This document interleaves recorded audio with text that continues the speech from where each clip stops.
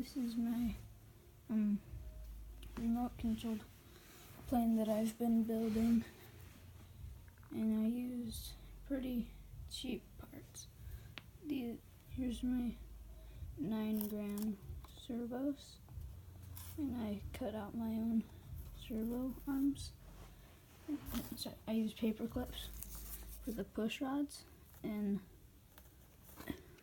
wood for the horns, and I had to get extension cords because these weren't long enough to reach the receiver, and this is a 4-channel receiver because I only need 4-channel, and this is the transmitter that I'm using, and I have my 3-cell LiPo battery that I've velcroed on, and my speed control that I velcroed and taped on. And this is 40 amps, and I think this is 30. At the time I didn't know. Now I had a problem with this. It was really funny. This thing so this wasn't controlling the throttle. Instead it was this. That little switch. That was what made the motor move.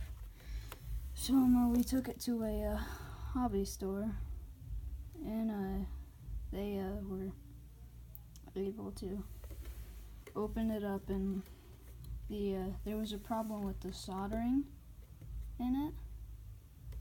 So yeah. Also, I was stupid, and I had to order 2 of these. The first one I broke because I didn't know how the battery was supposed to plug into it. So I grabbed this thing and I plugged it into the receiver, and I short circuited it. So let's turn it on. Sorry, you guys are gonna have to see nothing but the sky. Okay, so that means it's on.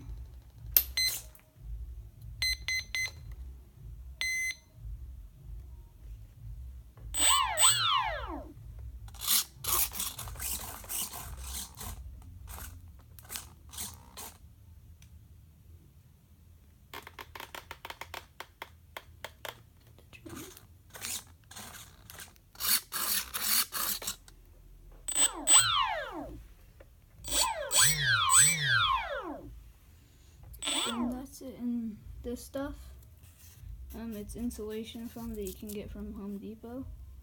I used a belt sander to get it smooth, and then this, I just didn't want to do it. And then this is Dollar Tree foam board. You can make planes out of Dollar Tree foam board, and all I need to do is the wing, and then I'll be finished. And that's it.